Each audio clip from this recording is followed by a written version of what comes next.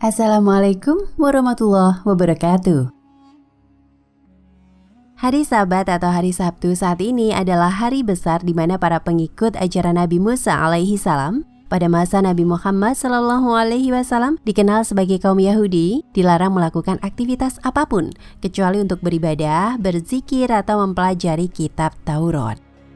Suatu ketika seorang laki-laki Yahudi yang tinggal di Syam mengisi hari Sabatnya untuk mempelajari kitab Taurat. Ia menemukan dalam Taurat tersebut ayat-ayat yang menyebutkan tentang sifat dan keadaan Nabi Muhammad SAW. Nabi yang diramalkan akan turun sebagai penutup para nabi-nabi. Sebanyak 4 halaman, ia segera memotong 4 halaman Taurat tersebut dan membakarnya. Saat itu memang Nabi SAW telah diutus dan telah tinggal di Madinah. Sementara itu beberapa orang pemuka dan pendeta Yahudi melakukan indoktrinasi kepada jamaahnya bahwa Nabi Muhammad SAW adalah seorang pendusta. Jika ditemukan sifat dan cerita tentang dirinya dalam Taurat, mereka harus memotong dan membakarnya. Karena itu merupakan ayat-ayat tambahan dalam Taurat yang tidak benar. Lelaki Yahudi dari Syam tersebut adalah satu anggota jamaah sekte ini. Pada hari Sabtu berikutnya, ia juga mengisi harinya dengan melakukan kajian terhadap Taurat dan ia menemukan 8 halaman yang menyebutkan tentang keadaan dan sifat-sifat Nabi SAW. Seperti kejadian sebelumnya, ia memotong 8 halaman tersebut dan membakarnya. Pada hari Sabtu berikutnya lagi, ia masih melakukan kajian terhadap Taurat dan kali ini ia menemukan hal yang sama. Bahkan ditambah dengan cerita tentang beberapa orang sahabat di sekitar beliau dan ia menemukannya dalam 12 halaman. Kali ini ia tidak langsung memotongnya, tetapi ia berpikir dan berkata dalam hatinya, jika aku selalu memotong bagian seperti ini, bisa-bisa Taurat ini seluruhnya akan menyebutkan tentang sifat-sifat dan keadaan Muhammad. Tentu kita tidak tahu pasti apakah memang kandungan Taurat seperti itu, atau memang Allah Subhanahu wa Ta'ala telah menggiring lelaki Yahudi kepada hidayahnya, sehingga setiap kali dipotong akan muncul secara ajaib mukjizat pada halaman lainnya, lebih banyak dan lebih lengkap tentang keadaan Nabi Muhammad SAW. Tetapi 3 kali pengalaman kajiannya tersebut telah memunculkan rasa penasaran dan keingintahuannya yang besar kepada Nabi SAW. Bahkan dengan 3 kali kajiannya tersebut, seakan-akan sifat-sifat dan keadaan beliau telah lekat di kepalanya dan seperti mengenal beliau sangat akrab. Ia datang kepada kawan-kawan Yahudinya dan berkata, "Siapakah Muhammad ini? Ia seorang pembohong besar yang tinggal di Madinah." Kata salah seorang temannya, "Lebih baik engkau tidak melihatnya dan tidak pula melihat engkau." Tetapi laki-laki Yahudi yang telah melihat dengan ilmu yakin tentang keadaan Nabi SAW ini tampaknya tidak mudah begitu saja dipengaruhi teman-temannya. Seakan ada kerinduan menggumpal kepada sosok Muhammad yang belum pernah dikenal dan ditemuinya itu. Kerinduan yang memunculkan kegelisahan yang tidak akan bisa hilang kecuali bertemu langsung dengan sosok imajinasi dalam pikirannya tersebut. Ia berkata dengan tegas, "Demi kebenaran Taurat Musa, janganlah kalian menghalangi aku untuk mengunjungi Muhammad."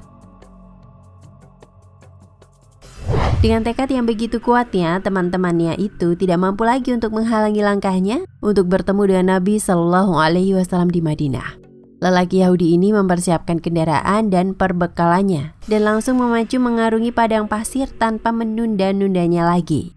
Beberapa hari berjalan, siang dan malam terus saja berjalan hingga akhirnya ia memasuki kota Madinah. Orang pertama yang bertemu dengannya adalah sahabat Salman Al-Farisi. Karena Salman berwajah tampan dan mirip gambaran yang diperolehnya dalam Taurat, ia berkata, "Apakah engkau Muhammad?" Salman tidak segera menjawab, bahkan segera saja ia menangis mendapat pertanyaan tersebut, sehingga membuat lelaki Yahudi ini terheran-heran.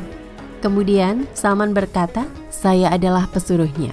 Memang hari itu telah 3 hari Nabi SAW wafat dan jenazah beliau baru dimakamkan kemarin malamnya, sehingga pertanyaan seperti itu mengingatkannya kepada beliau dan membuat Salman menangis. Kemudian lelaki Yahudi itu berkata, "Di manakah Muhammad?" Salman berpikir cepat karena ia telah berkata jujur bahwa Nabi SAW telah wafat. Mungkin lelaki ini akan pulang, tetapi kalau ia berkata masih hidup, maka ia berbohong. Salman pun berkata, "Marilah aku antar engkau kepada sahabat-sahabat beliau." Salman membawa lelaki Yahudi tersebut ke masjid. Di sana para sahabat tengah berkumpul dalam keadaan sedih. Ketika tiba di pintu masjid, lelaki Yahudi ini berseru agak keras, "Assalamualaikum ya Muhammad." Ia mengira Nabi Shallallahu Alaihi Wasallam ada di antara kumpulan para sahabat tersebut. Tapi sekali lagi, ia melihat reaksi yang mengherankan. Beberapa orang pecah tangisnya, beberapa lainnya makin sesenggukan dan kesedihan makin meliputi wajah-wajah mereka. Salah seorang sahabat berkata, "Wahai orang asing, siapakah engkau ini? Sungguh engkau telah memperbarui luka hati kami. Apakah kamu belum tahu bahwa beliau telah wafat 3 hari yang lalu?" Seketika lelaki Yahudi tersebut berteriak penuh kesedihan, "Betapa sedih hariku, betapa sia-sia perjalananku. Aduhai, andai saja ibuku tidak pernah melahirkan aku. Andai saja aku tidak pernah membaca Taurat dan mengkajinya. Andai saja dalam membaca dan mengkaji Taurat aku tidak pernah menemukan ayat-ayat yang menyebutkan sifat-sifat dan keadaannya. Andai saja aku bertemu dengannya setelah aku menemukan ayat-ayat Taurat tersebut." Lelaki Yahudi tersebut menangis terseduh, tenggelam dalam kesedihannya sendiri. Salman menceritakan peristiwa berkaitan dengan lelaki Yahudi tersebut. Lalu Fatimah mengeluarkan jubah Rasulullah Shallallahu Alaihi Wasallam yang terdapat 7 tambalan dengan tali serat kurma dan menyerahkannya kepada Salman, yang langsung membawanya ke masjid. Setelah menerima jubah tersebut dari Salman, Ali menciumnya diiringi haru dan tangis hingga sembab matanya. Jubah Rasulullah Shallallahu Alaihi Wasallam tersebut beredar dari satu sahabat ke sahabat lainnya yang hadir. Mereka menciumnya dan banyak yang menangis karena haru dan rindu kepada Nabi Shallallahu Alaihi Wasallam. Dan yang terakhir jatuh ke tangan lelaki Yahudi tersebut. Lelaki Yahudi ini mencium dan mendekap erat jubah Nabi Shallallahu Alaihi Wasallam dan berkata, "Betapa harumnya jubah ini." Dengan tetap mendekap jubah tersebut, lelaki Yahudi ini mendekat ke makam Rasulullah Shallallahu Alaihi Wasallam. Kemudian menengadahkan kepalanya ke langit dan berkata, "Wahai Tuhanku, saya bersaksi bahwa Engkau adalah Zat yang Esa, Tunggal dan tempat bergantung As-Samad. Dan saya bersaksi bahwa orang yang berada di kubur ini adalah Rasul-Mu dan kekasih-Mu. Saya membenarkan segala apa yang Ia ajarkan. Wahai Allah, jika Engkau menerima keislamanku, maka cabutlah nyawaku sekarang juga." Tak lama kemudian, lelaki Yahudi tersebut terkulai jatuh dan meninggal dunia. Ali dan para sahabat lainnya ikut terharu dan sedih melihat keadaan si Yahudi tersebut. Mereka segera memandikan dan mengurus jenazah lelaki Yahudi yang telah menjadi muslim tersebut dan memakamkannya di Baqi.